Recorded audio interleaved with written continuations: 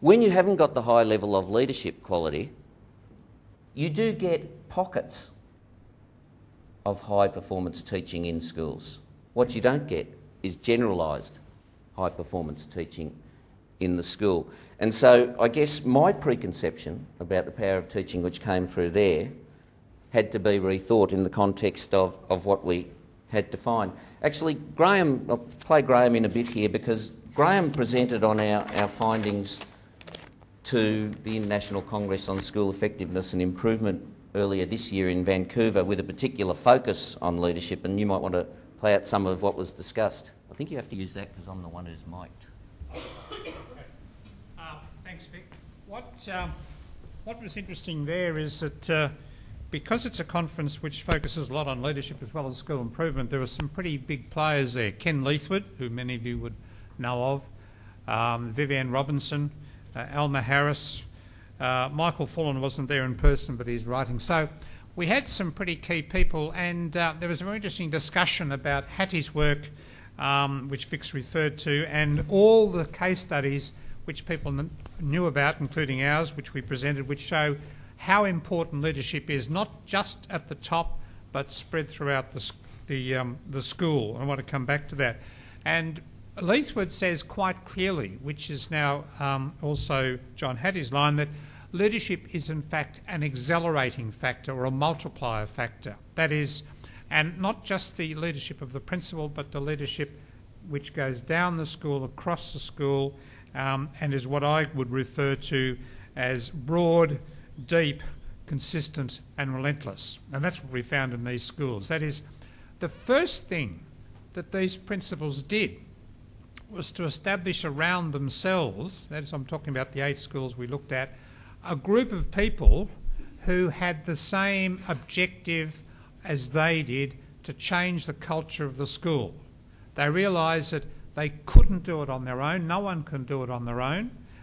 They needed a cadre of people, starting with a leadership team, however described, then moving down into coordinators, leaders of literacy, numeracy and so on.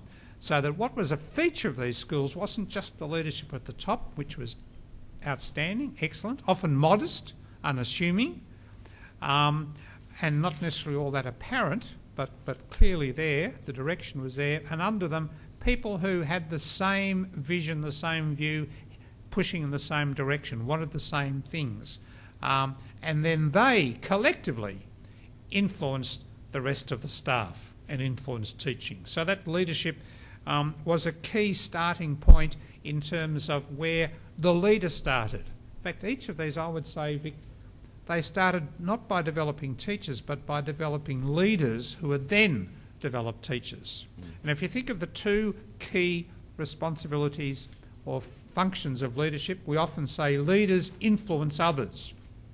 But before they influence others, they need to take responsibility for influencing others. I don't know about your experience, but my experience is a lot of middle-level leaders in schools, coordinators and so on, don't necessarily want to take responsibility for a leadership role. They want an administrative role, but they don't necessarily see themselves as influencing their peers, influencing others, being part of that change agenda.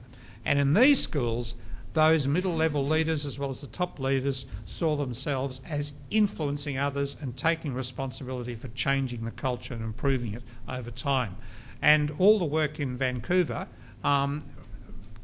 certainly emphasised that point. In fact, at one point, Lorna Earle, who's a significant researcher in Ontario, said that what we were providing, and by the way, she wants to replicate this study in Ontario because she thought it was pretty important and pretty new.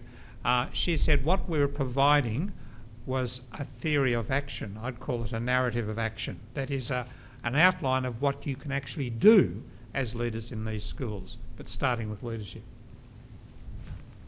Don't go too far. There's actually a quote about the leadership. That's a direct quote from the report, which I won't read out because you can read it yourself, but in a sense that sort of sums it up for us. I think it also, to Victoria's credit, and we're prepared to put this on the table, actually reinforces that the importance of the department in Victoria has attached to improving the quality of leadership in schools, and certainly as a starting point for broader school improvement and reform.